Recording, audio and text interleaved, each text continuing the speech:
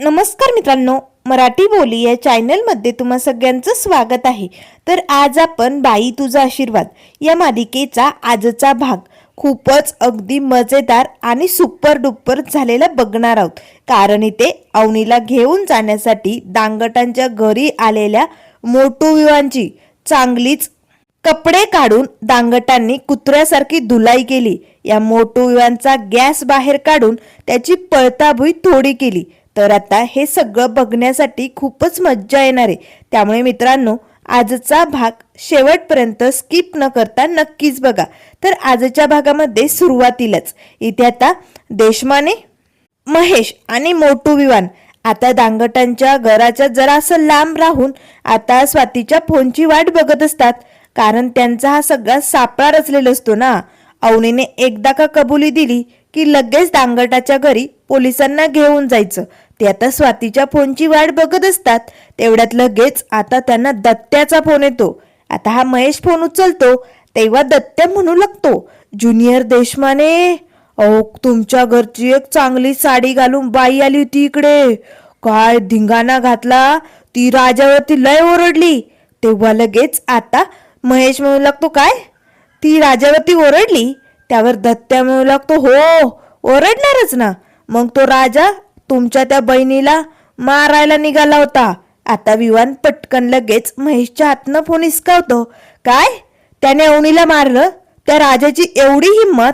त्यावर लगेच दत्त्या म्हणू लागतो, नाही हो देशमाने, तुमच्या बहिणीला मारलं नाही, फक्त हात उगारला. त्यावर आता विवान म्हणू लागतो, ए ती माझी बहीण नाहीये, तुला कळत नाही का? त्यावर लगेच दत्त्या म्हणू लागतो, अच्छा तुमची नाही हो, ज्युनियर देशमानेंची बहीण आहे ना. म्हणजे तुम्ही तुटे दिल की अशी आहात का? तुम्ही पण आलात का? कुठं आहात तुम्ही? महेश देशमानेंच्या घरी आहात का? बरं जाऊ द्या, तुम्हाला सांगतो, ती चांगली कपडे घालून आलेली बाई आहे ना, लय ओरडली राजावरती, लय मज्जा आली. आम्ही तर समज काही बघतच होतो. आणि हो, ती बाई ना लय भडकली होती बर का. कदाचित तुमच्या बहिणीला घेऊन जाते की काय असंच वाटत होतं आम्हाला. त्यावर लगेच महेश म्हणू लागतो, ए बिंडक, काय बाई बाई लावलंय? ती माझी बायकोय, तुला कळतंय का? त्यावर लगेच आता दत्त्या म्हणू लागतो, अरे बापरे, म्हणजे ज्युनियर देशमाने, ती बाई तुमची बायको आहे? अहो देशमाने, काय घाई केली हो तुम्ही लग्नाला? आमची नमिता तर किती भारी होती, आम्ही तिच्यासाठी तुमचा विचार करत होतो. त्यावर लगेच महेश म्हणू लागतो, ए डोक्यात पाणी झालंय का तुझ्या? माझं लग्न झालंय, ती माझी बायकोय. त्यावर दत्त्या म्हणू लागतो, ठीक आहे, नो प्रॉब्लेम, झालं ते झालं, पण अहो तुम्ही यायचं ना तुमच्या बायको बरोबर तुमच्या बहिणीला घेऊन जायला. त्यावर लगेच महेश म्हणू लागतो, ए मी आलोय बर का, आणि मीच माझ्या बायकोला इकडे घेऊन आलोय. तेव्हा दत्त्या डोकावून बघू लागतो, अरे बापरे, म्हणजे तुम्ही इकडेच आहात का? कुठे दिसत नाही, कुठे आहात देशमाने तुम्ही? त्यावर महेश म्हणू लागतो, गप्प बैस, हा सगळा आमचा सापळा आहे आणि लवकरच आम्ही अवनीला आज घेऊन जाणार आहोत. आता दत्त्या लय खुश होतो, अरे बापरे, तुमचा प्लॅन सक्सेसफुल हो आणि तुम्ही तुमच्या बहिणीला घेऊन जाओ एवढीच इच्छा बर का. आता लगेच दत्त्या फोन ठेवतो. तेव्हा सुली म्हणू लागते, म्हणजे देशमाने आता त्यांच्या पोरीला घेऊन जाणार घरी आणि दोंड्याची दरिद्री येणार माघारी. ओ ना दत्त्या? दोघेही आता खूप खुश होतात आणि जोर जोरात हसू लागतात.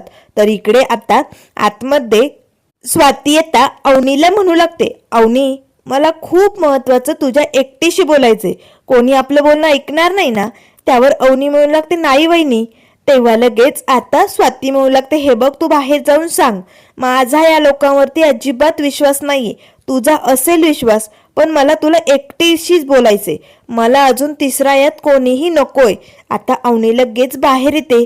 तोपर्यंत आता देशमानेंनी सांगितल्याप्रमाणे स्वातीने पटकन महेशला कॉल केलेला असतो, जेणेकरून आता त्या दोघींचं जे काही बोलणं होईल ते महेश आणि विवानपर्यंत ऐकलं जाईल. असं आता तिने सगळा काही सापळा रचून ठेवलेला असतो. अवनी आता बाहेर येते. राजा आता बाहेर बेडवरती बसलेला असतो. तेव्हा अवनी म्हणू लागते, राजा, वहिनीला माझ्याशी खूप महत्वाचं बोलायचंय, त्यामुळे प्लीज कोणी आतमध्ये येऊ नका आणि यशदाला सांग कॉफी आणायची काही गरज नाही, मी रूमचा दरवाजा बंद करते, आम्हाला डिस्टर्ब नका करू. असे म्हणत आता अवनी लगेच आतमध्ये जाते आणि रूमचा दरवाजा बंद करते. पण इकडे राजाला फुल टेन्शन आलेलं असतं. तर मोटू विवान आणि महेश आता एकटन कान लावून आता अवनीचं बोलणं ऐकत असतात. त्याच वेळेस आता स्वाती लगेच अवनीला म्हणू लागते, अवनी अगं का करतेस हे सगळं सहन? अगं तुला जमत नाही तर का त्रास सहन करते? हे सगळं काय करून बसलीस अवनी तू? तुला या घरात त्रास होतोय ना अवनी? अगं मग का करते हे सगळं? त्यावर अवनी म्हणू लागते, नाही वहिनी, तुझा गैरसमज झालाय. अगं बाहेर जे घडलं ते सगळं चुकीचा गैरसमज होता. हे बघ, खरं तर राजाने माझ्यावरती हात उगारलाच नाहीये. अगं मीच त्याला मारत होते, मी त्याच्यावरती चिडले होते आणि तू आली तुझा गैरसमज झाला. वहिनी, तू समजते तसं नाहीये ग. खरंच या घरची माणसं चांगली आणि मी या घरात सुखात आहे. त्यावर लगेच स्वाती म्हणू लागते, बास अवनी, अगं किती खोटं बोलशील? आमच्याशी खोटं बोलणं बंद कर. आम्हाला माहितीये तुला या घरात खूप जाच सहन करावा लागतोय. त्यावर अवनीला धक्काच बसतो. जाच आणि मला या घरात? वहिनी अगं काय बोलतेस तू? मी खोटं का बोलू? त्यावर स्वाती म्हणू लागते, माहितीये ना आम्हाला, आम्ही तुझे या घरात होणारे छळ आणि ते व्हिडिओज बघतो ना. आता अवनीला धक्काच बसतो. माझे व्हिडिओज या घरात छळ होणारे कोण पाठवतं तुम्हाला? आणि कसले व्हिडिओ?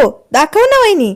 त्यावर लगेच आता अवनीच्या लक्षात येतं, अच्छा, म्हणजे तुम्हाला व्हिडिओ कोण पाठवतं हे मला कळलं.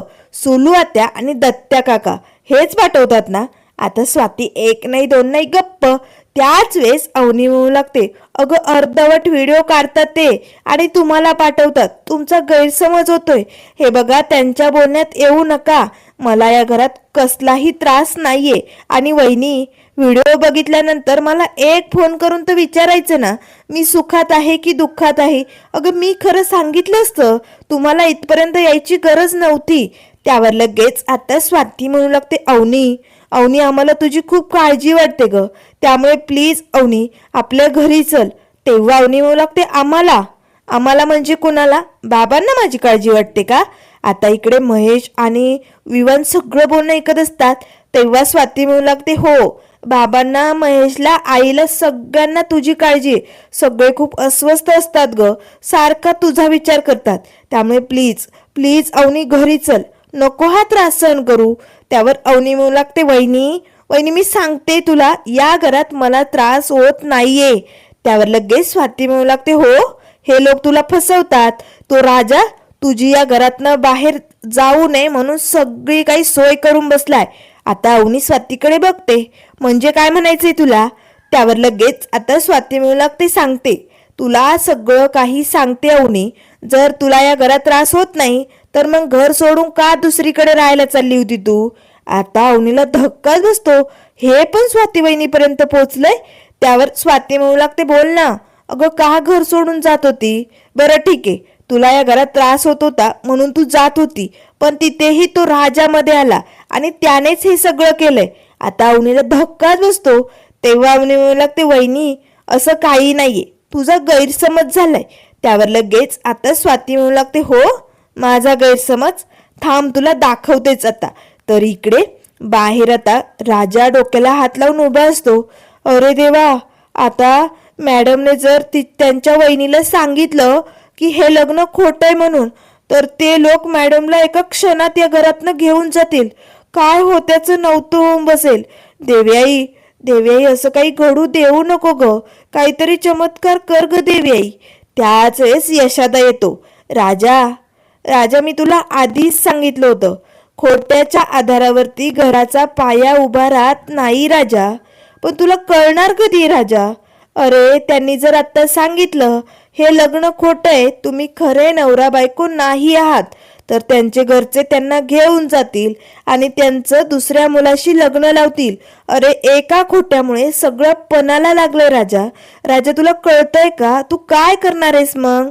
राजा एक नाही दोन नाही गप्प. त्याच वेळेस आता लगेच इकडे स्वाती म्हणू लागते, अवनी, सांगते मी तुला, अगं तो घरमालक अचानक तुला रूम द्यायला नाही म्हटला ना, कारण राजा तिकडे आधी पोहोचला होता. त्याने त्या घरमालकाला 4 फटके दिले, धमकी दिली आणि सांगितलं त्या मुलीला सांगायचं तुम्हाला रूम भेटणार नाहीये आणि ॲडव्हान्स परत देऊन टाकायचा. हे सगळं त्या भामट्या राजाने केलंय. का माहितीये?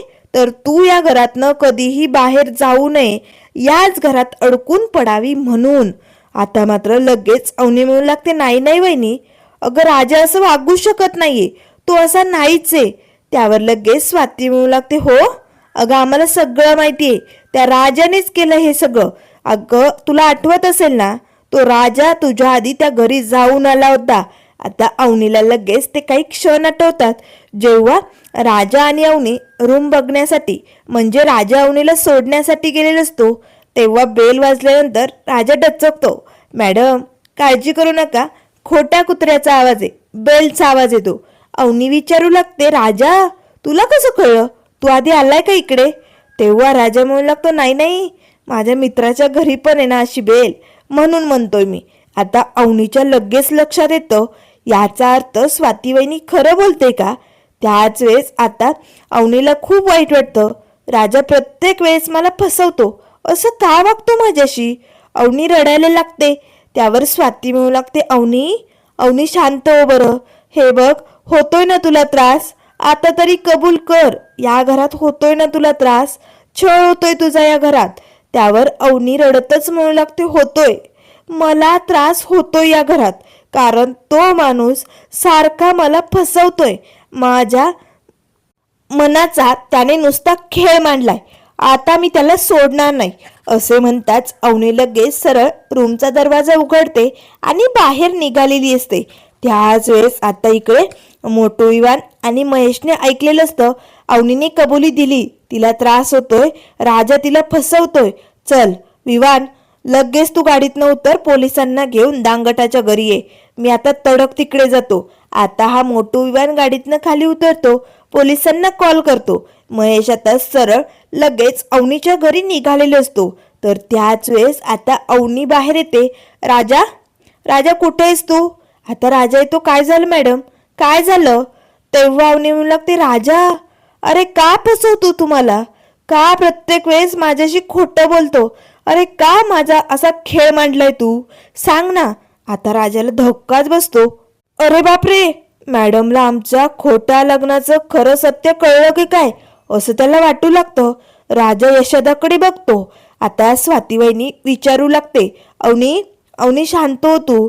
तेव्हा अवनी म्हणू लागते, नाही वहिनी, आज मी याला जाब विचारणार. प्रत्येक वेळेस तो मला फसवतो, का असं वागतो तू, अरे का असं करतो तू माझ्या बरोबर, सांग ना. त्यावर राजा म्हणू लागतो, मॅडम मॅडम खरंच ना, त्यावेळेस कंडिशनच अशी होती की मला हे सगळं करणं भाग पडलं. त्यावर अवनी म्हणू लागते, त्यावेळेसचं नाही बोलते मी आत्ताच बोलते. आत्ताच जेव्हा मी हे घर सोडून त्या रूम मध्ये राहायला चालले होते तेव्हाच तू त्या घरमालकाला धमकी दिली आणि त्याला रूम द्यायला नकार दे असं सांगितलं.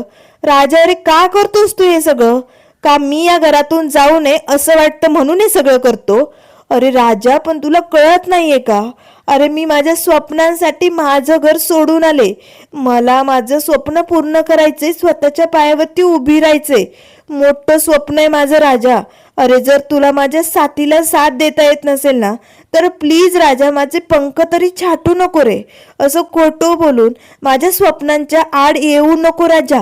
त्यावर राजा म्हणू लागतो, सांगितलं मॅडम, सांगितलं मी त्या घरमालकाला, धमकी दिली, मारलं मी त्याला, पण का माहिती का, कारण तो घरमालक एक नंबरचा घाणेरडा होता, त्याची नजर वाईट होती.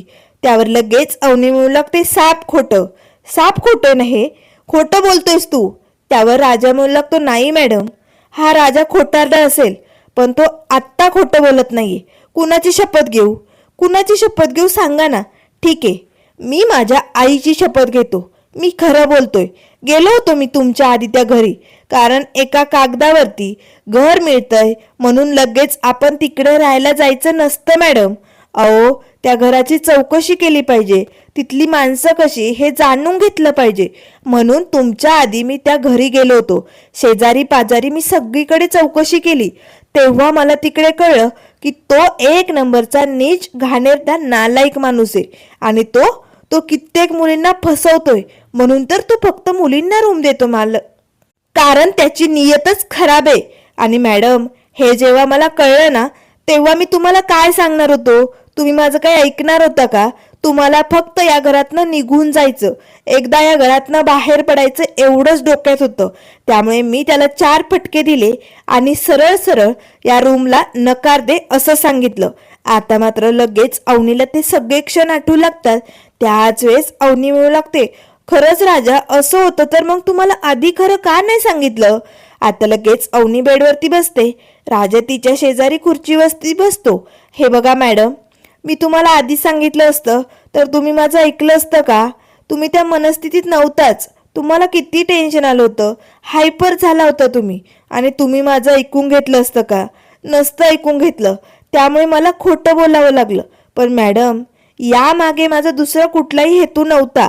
तुम्ही फक्त दुसरीकडे राहायला जावं, तिकडे सेफ असावं असंच मला वाटत होतं. म्हणून मी त्या माणसाची चौकशी केली. आणि तुम्हाला जर अजूनही माझं बोलणं खोटं वाटत असेल ना मॅडम, तर हा नंबर घ्या. राजा लगेच आपला मोबाईल काढतो.